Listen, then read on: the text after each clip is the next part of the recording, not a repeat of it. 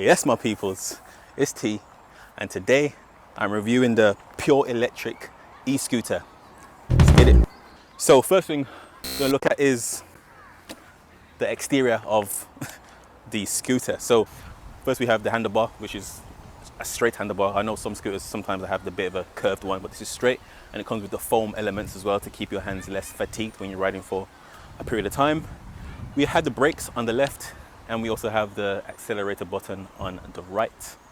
At the front, we have a light which can be switched on very, very easily. I'm not sure you can see it on camera, but the light is on, and we have a reflective strip here as well to keep you safe at night. On the front, we have the circular button, which is you twist that and just a couple of turns, and it undoes the bolt. And then, simple as that, we are able to actually put that down flat and then put that here. Simple. And we have buttons on the top as well. The button is just one button, on and off, and it also controls the light as well. And that's really the main features of the front top part of the scooter. At the bottom we have 10-inch tires. Most e-scooters do not actually come with that size. It's normally 8 inches or 5 inches. So this size allows you to actually cover more terrain, more comfortable on different terrains, which is great. And then we have the kick down stand on the side here, which as you can see helps keep the scooter upright.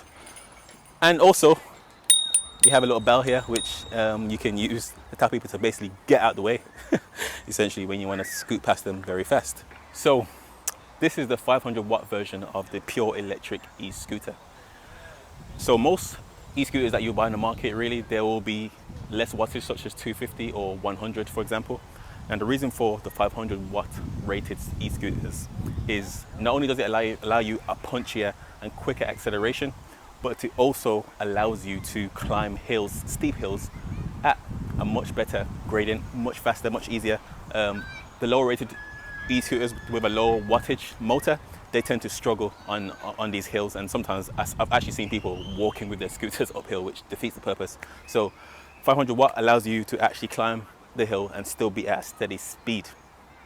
The wattage of this motor also allows it greater distance in actually how long the motor lasts for and how long the battery lasts for. So this has a range of 18 miles, which I believe is around 25 kilometers, if I'm correct. So that is actually pretty good, because it allows you to, especially if you're using it as a commuter scooter, you can actually get to various different places for quite a long time before you run out of range. The scooter also has 3 speed modes. So we have economy, so and save battery, so it won't go that fast. The top speed will be quite low.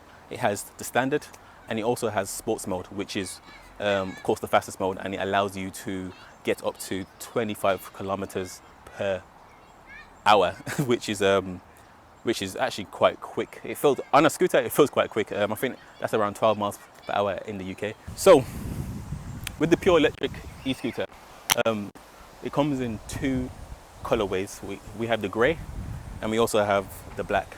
I went for the gray on this occasion, just to be a bit different.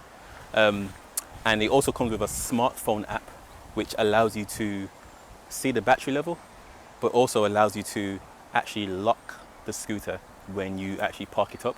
So when you park it somewhere, say for example you go to a shop, leave it outside, which you probably wouldn't do anyway, but if you leave it outside, there's actually a lock button on the app, which will mean that somebody can't come and ride it off without unlocking it first on the smartphone app.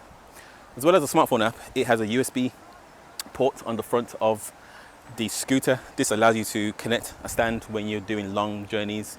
You have your maps open, you want to keep your phone charged as well, which is a very handy feature.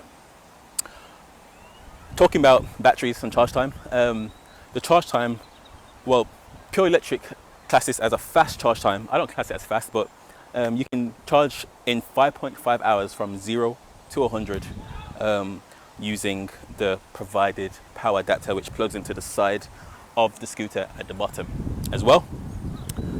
And also in terms of weight, that will determine how quickly the battery dies. So This scooter actually has a load weight of 120 kg, which means the heavier person can ride this and it will still actually have some speed. Or if you're commuting with a backpack, your laptop in the back, a few things for work, again, you will still get some good speed from this because it actually allows a lot of weight. And talking about commuting, it's also one of the only e-scooters on the market that is actually water resistant as well. So it's IP rated 65, so it's splash resistant. In the rain, you can actually still scoot around and it won't cause any damage to your scooter. Full jam-packed of features, and I think this is a very, very, very good scooter and comfortable ride. And one more thing, the price. So to pick up one of these, it will cost you on the Pure Electric website around about £399 in the UK for the operated 500 watts model. But there is a cheaper version which is £299, but that's for the 250 watt model with less range, less power. But this particular model is £399, and that's the price.